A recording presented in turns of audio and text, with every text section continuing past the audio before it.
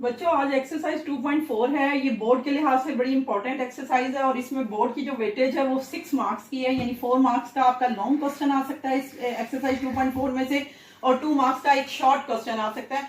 तो उस लिहाज से इसको समझना और इसके एक एक सवाल को मैं एक्सप्लेन करूंगी आप लोगों को बोर्ड पे। और यहाँ पर सबसे पहले इसके इंट्रोडक्शन पे जाएं तो आपके पास बेस एंड एक्सपोनेंट वाला एक टॉपिक आ रहा है। अगर आप उसको देख लें, बेस और एक्सपोनेंट से आप लोग बहुत छोटी क्लासेस प्रीवियस क्लासेस से अवेयर हैं कि बेस किसको कहते हैं और एक्सपोनेंट किसको कहते हैं। अब यहाँ पर जो जहां से मैंने स्टार्ट किया वो लॉज ऑफ एक्सपोनेंट से है। ये एक्सपोनेंशियल जो लॉज हैं ये सारे आपने क्लास 7th में भी पढ़े हुए हैं और इनकी रिवीजन में मैं जरा इनको रिवाइज करवाऊंगी और इन सारे लॉज को अप्लाई करते हुए बेसिकली इस एक्सरसाइज को आपने सॉल्व करना है। तो सबसे पहले लॉ को अगर चेक कर लें तो हमारे पास जो लॉ है उसमें बेसिस सेम है, एक्सपोनेंट डिफरेंट है।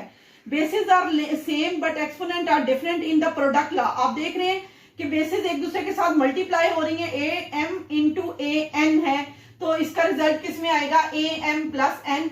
When basis are same and exponent are different then exponent will be added with the same base. तो सेकंड पे आए तो डबल पावर के साथ आपको नजर आ रही है बेस ए एम, ए के ऊपर एक उसकी पावर है एम और होल पावर एन है। तो ऐसे कंडीशन में ये जो डबल पावर है ये आपस में मल्टीप्लाई हो जाती है और base remain same A M N, यानी इसे पावर लॉ बोलते हैं। उसके बाद ए बी होल एन है, ये भी प्रोडक्ट लॉ है, लेकिन वहां पर प्रोडक्ट में बेस सेम थी, एक्सपोनेंट डिफरेंट थे, लेकिन यहां पर देखें बेस डिफरेंट है, एक्सपोनेंट सेम है।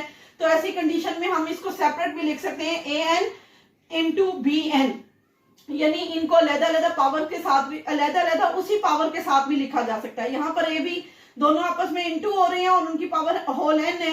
तो इसको जब एक्सप्रेस करेंगे तो इसको ऐसे भी किया जा सकता है कि ए को भी एन के साथ इंटू बी एन, यानी A N into B N भी इसको रीड कर, इस तरह से भी इसकी एप्लीकेशन हो सकती है। अब नंबर 4 में आए तो ये क्वोशिएंट लॉ है जिसमें बेसिस डिफरेंट है, एक्सपोनेंट सेम है। तो ऐसे में आप इस क्वोशिएंट लॉ को कैसे अप्लाई कर सकते हैं कि इसको अलग-अलग भी आप लोग लिख सकते हैं, A N divided by B N, जबकि b is not equal to 0, यानी denominator should not equal to 0। उसके बाद नंबर 5 पे आए तो A M divided by A N है, इनमें बेसिस सेम है, एक्सपोनेंट डिफरेंट है, लेकिन है कौन सा लॉ है, क्वोशिएंट लॉ। इसमें जब बेसिस सेम होती है, एक्सपोनेंट डिफरेंट होते हैं तो वो एक्सपोनेंट आपस में सब्ट्रैक्ट हो जाते हैं, बेस रिमेन सेम। यानी क्वोशिएंट लॉ में इन दोनों में फर्क क्या है कि यहाँ बेसिस डिफरेंट है, यहाँ बेसिस सेम है। जब बेसिस सेम हो इन क्वोशिएंट लॉ तो उनके जो एक्सपोनेंट हैं वो डिफरेंट हो तो एक्सपोनेंट विल बी सब्ट्रैक्टेड, लेकिन जब बेसिस डिफरेंट हो सेम एक्सपोनेंट के साथ तो वो अलग-अलग एक्सप्रेस होंगे, लेकिन आपके पास लॉ कौन सा रहेगा, क्वोशिएंट लॉ ही रहेगा। उसके बाद नंबर 6 वाला, ये सारे लॉज जो मैं आपको पढ़ा रही हूँ ये आप प्रीवियस क्लासेस में पढ़कर आए हैं, इसलिए मुश्किल नहीं है समझने, जस्ट रिवाइज करवा रही हूँ। ए रेज टू द पावर 0, ये आपको छोटी क्लास से ही पता है कि जब भी किसी वेरिएबल के ऊपर पावर 0 आ जाए तो that is always equal to 1। जहां पर आपने जिस चीज का ख्याल रखना है वो ये है कि ये जो a है ये नॉट इक्वल टू 0 रहे। 7 लॉ में आए तो आपके पास नेगेटिव एक्सपोनेंट आ रहा है a माइनस एन, आपने इसको पॉजिटिव करना होता है तो आपको शुरू से बताया जाता है कि आपने इसको डिनोमिनेटर में ले जाना है, यानी ये किसके बराबर आ जाएगा, 1 बाय ए एन। आप इसे डिनोमिनेटर का हिस्सा बना दें तो आपका नेगेटिव एक्सपोनेंट पॉजिटिव बन जाएगा, लेकिन इसमें भी ये चीज का ख्याल रखना है where A is not equal to 0। बच्चों एक्सरसाइज 2.4 के पहले मैंने लॉज ऑफ एक्सपोनेंट आपको रिवाइज करवाएं जो क्लास 7th में भी आप पढ़ के बहुत अच्छे तरीके से आए हुए हैं। अब मैं उनकी लॉज की एप्लीकेशन से आपको क्वेश्चन सॉल्व करूंगी और ये सारे क्वेश्चन इसलिए सॉल्व करवाने जरूरी है क्योंकि बोर्ड में इसकी 6 नंबर की वेटेज है।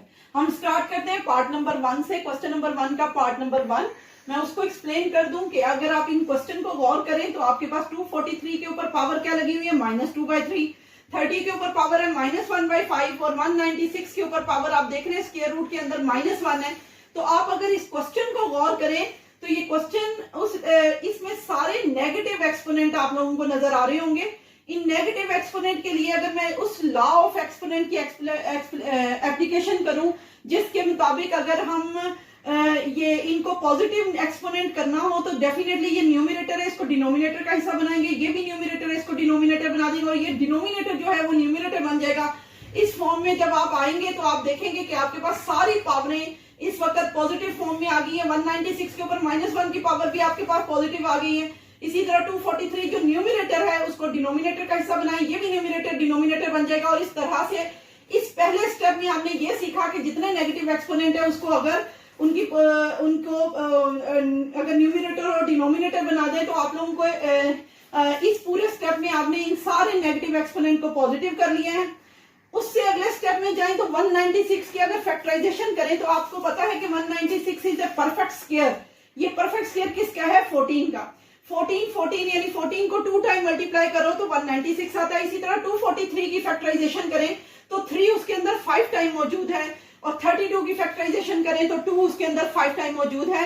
आपको नजर आ रहा होगा कि इस पूरे स्टेप में मैंने इन बड़े बड़े नंबर्स की फैक्टराइजेशन कर ली है और उनकी होल पावरें उनकी वैसे लग गई हैं। ये 2/3 था, वैसे प्लेस कर दिया, 1/5 पावर वैसे लगा दी, और ये तो है ही स्क्वायर रूट आपके पास। अब आप लोग देखते हैं कि स्क्वायर रूट के अंदर 14 स्क्वायर बन जाएगा। 14 2 टाइम मल्टीप्लाई हो, ये क्या होता है? 14 स्क्वायर। और यहाँ पर 3 5 टाइम मल्टीप्लाई हो रहा है तो 3 के ऊपर 5 पावर लगा दी, और 2 5 टाइम मल्टीप्लाई हो रहा है तो 2 के ऊपर 5 पावर लगा दी, और इनकी होल पावर वैसे इनके साथ लगा दी। अब ये जो 14 स्क्वायर है, स्क्वायर रूट से कट के 14 आ जाएगा, और 3 5 इंटू 2/3 हो जाएगा, यानी ये डबल पावर है। जिस पावर लॉ के मुताबिक ये दोनों आपस में मल्टीप्लाई हो जाएंगे तो 5 2 10 10/3 बन जाएगा, और 2 की पावर 5 है। 5 को 1/5 से मल्टीप्लाई करें तो 5 5 से कट जाएगा, तो 2 आपके पास सिंपल रह जाएगा। अगले स्टेप में देखें तो ये 14 आपके पास वैसे ही लिखा गया। 3 के ऊपर जो 10/3 है, मैं इसका ब्रेकअप कर लेती हूँ। 10/3 को क्या हम इस तरह से लिख सकते हैं कि 9/3 प्लस 1/3। आपको पता है कि 10 का अगर 2 हिस्से किए जाएं, एक 9 हिस्सा अलहदा कर दिया जाए तो बाकी कितना हिस्सा बचता है? 1।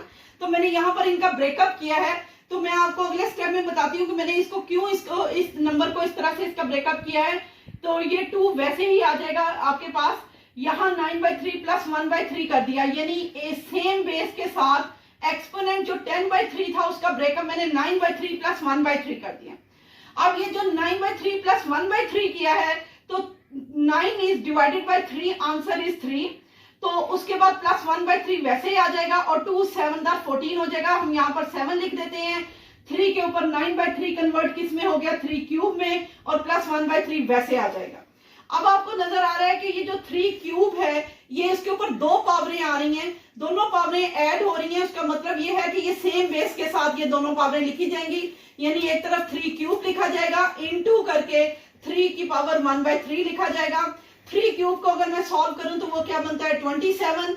3 के ऊपर जो 1/3 की पावर है, अगर पिछली एक्सरसाइज में आपको याद हो कि जो एक्सपोनेंट बाय की फॉर्म में होता है वो किसका इंडेक्स होता है? वो रूट का इंडेक्स होता है। तो यहाँ पर रूट का इंडेक्स आपको नजर आ रहा है, क्यूब फॉर्म में चला गया, क्यूब रूट ऑफ 3 आ जाएगा, जिसको मैंने इनटू करके क्यूब रूट ऑफ 3 में शिफ्ट कर लिया, और 3 क्यूब को किसमें शिफ्ट कर दिया? 27 में, और 7 वैसे आ जाएगा। And that is the required answer of our question. और ये आपने पूरे क्वेश्चन को सॉल्व करते हुए लॉज ऑफ एक्सपोनेंट की एप्लीकेशन की और उसको सिंप्लीफाई किया।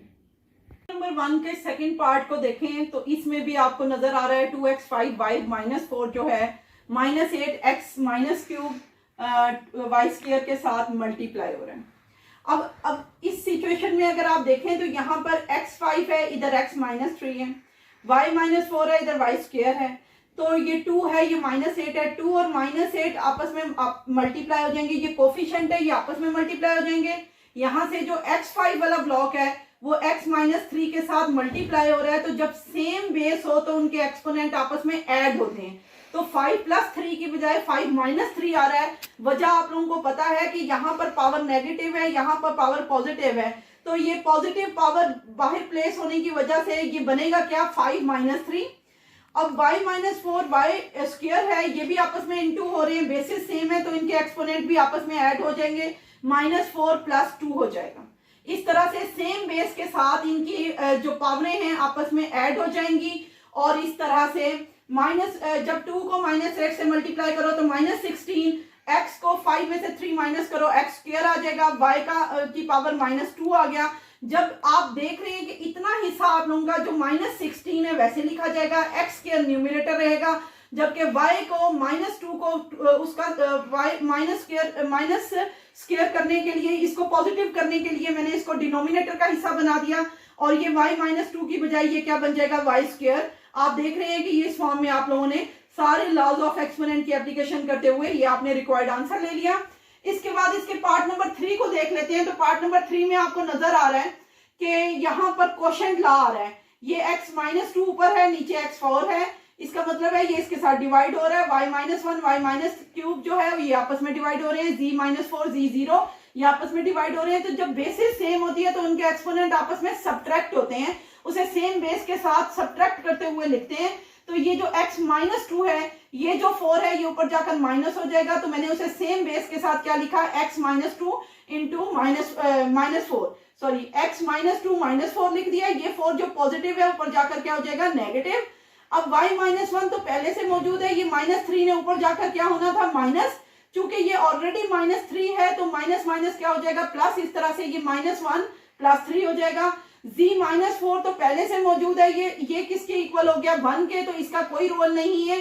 तो z-4 लिखकर होल एक्सपोनेंट क्या लगा देंगे, -3।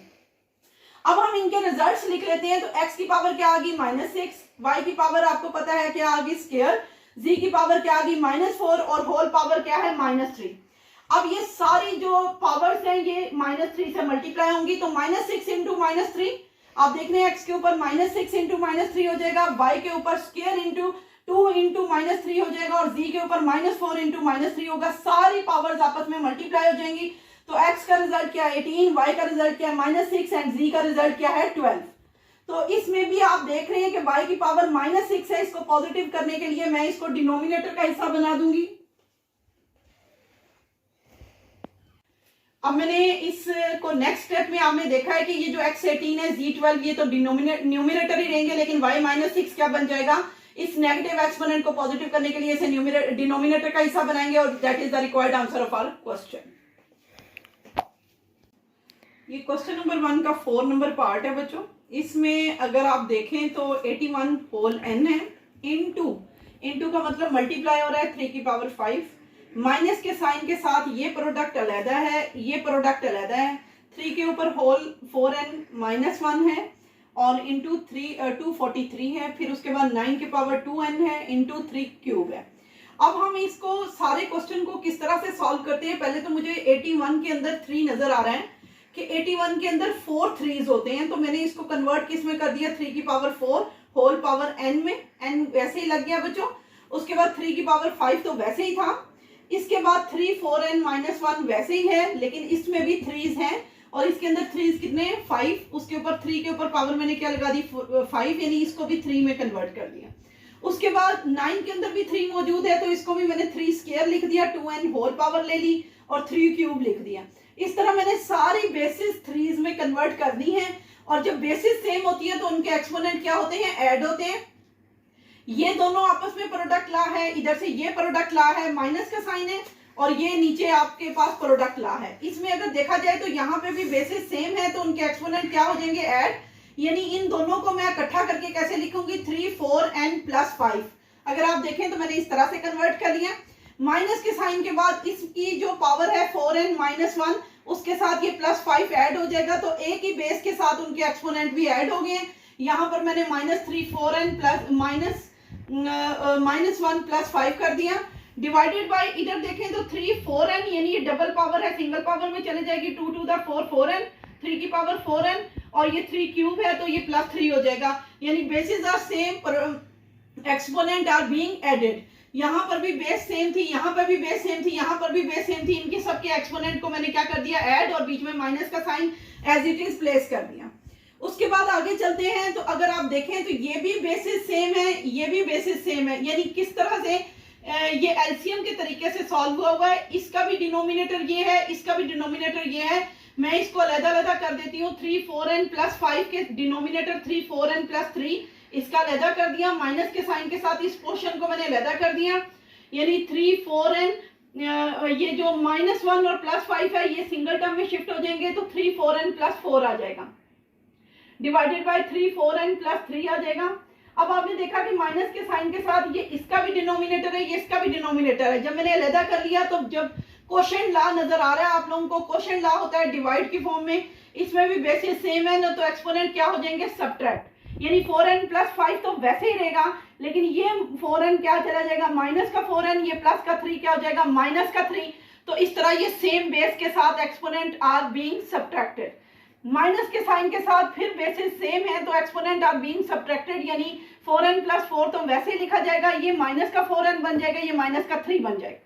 अब आप देखिए पॉजिटिव 4n नेगेटिव 4n से कट गया, तो आपका प्लस 5 में से माइनस 3 क्या रिजल्ट आता है स्क्वायर, माइनस 3 वैसे ही लिखा जाएगा, और उसके ऊपर भी प्लस 4 माइनस 3, आंसर इज 3 की पावर 1। 3 स्क्वायर का मतलब है कि कन्वर्ट कर दिया 3 3 9, माइनस 3 इज इक्वल टू 6।